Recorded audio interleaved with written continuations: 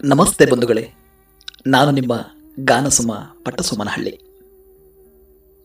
ಇಂದು ಮತ್ತೊಂದು ಭಾವನಾತ್ಮಕ ಗಾನ ಕವಿತೆಯೊಂದನ್ನು ವಾಚನ ಮಾಡುತ್ತಿರುವೆ. ಕವಿತೆಯ ಶೀರ್ಷಿಕೆ ನನ್ನವ್ವನ ಉಪ್ಸಾರು ಮುದ್ದೆ.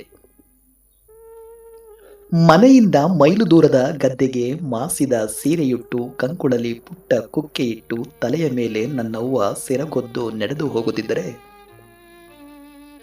ದಾರಿಯುದ್ದಕ್ಕೂ ಅವ್ವನ ಸಕಲ ಬಂಧುಗಳಿಂದ ಕ್ಷೇಮ ಸಮಾಚಾರಗಳ ಸುರಿಮಳೆ.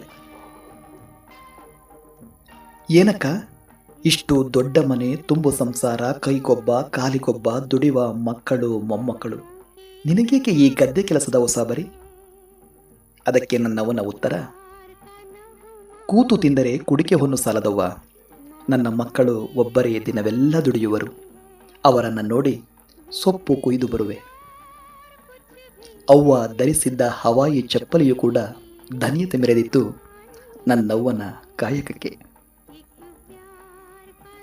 ಲೋಕಪಾವನಿ ನದಿಯ ದಾಟಲು ನನ್ನವ್ವ ಹುಟ್ಟಿದ್ದ ಸೀರೆಯ ಎತ್ತಿ ಕಟ್ಟಿ ನೀರಾಯ್ದು ತೀರದಲ್ಲೇ ಇದ್ದ ತನ್ನ ತೆಂಗಿನ ತೋಟ, ಕಬ್ಬಿನ ಗದ್ದೆ, ಭತ್ತದ ಪರಿಸೆ, 7-8 ಹಸುಗಳ ಸಾಲು ಹಾದು ಏರಿ ಹತ್ತಿ ಹೊಲದ ಹಾದಿ ಹಿಡಿಯುವಳು. ಹಸುಗಳಿಗೆ ಗದ್ದೆಯ ತವರಿ ಮೇಲೆ ಹುಲ್ಲು ಕುಯ್ಯುವಾಗ ರಾತ್ರಿ ಕೇಳುಗರ ಕೋರಿಕೆಯಲ್ಲಿ ಕೇಳಿದ್ದ ಹಾಡುಗಳೆಲ್ಲ ಪುಂಕಾನುಪುಂಕವಾಗಿ ಹಾಡುತ್ತಿದ್ದರೆ, ಏರಿ ಮೇಲೆ ಸಾಗುತ್ತಿದ್ದ ನನ್ನವ್ವ ಅದೆಷ್ಟು ಸಂಭ್ರಮ ಪಡುತ್ತಿತ್ತೋ ಕಂಡವರಾರು. ಇನ್ನು ಮುಂದೆ ಹೋದರೆ ಮತ್ತೊಬ್ಬ ಮಗನ ಹಾಡುಗಾರಿಕೆ. ಹುಳ್ಳಿ ಹೊಲದ ನಡುವೆ ನನ್ನವ್ವ ಕೀರೆ, ಕಿಲ್ಕೀರೆ, ಅಣ್ಣೆ ಸೊಪ್ಪು, ದಂಟಿನ ಸೊಪ್ಪು, ವಿಧ ವಿಧದ ಸೊಪ್ಪು ಕೊಯ್ಯುತ್ತಲೇ ರಾತ್ರಿ ಹಿಂದೀಚೆಗೆ ಉದ್ಭವವಾಗಿದ್ದ ಹುತ್ತದ ಹಣಬೆ ಕಂಡು ನನ್ನ ಮಕ್ಕಳಿಗಿದು ಪರಮಾನ್ನವೆಂದು ಕಿತ್ತು ಮನೆಯ ಹಾದಿ ಹಿಡಿಯುವಳು.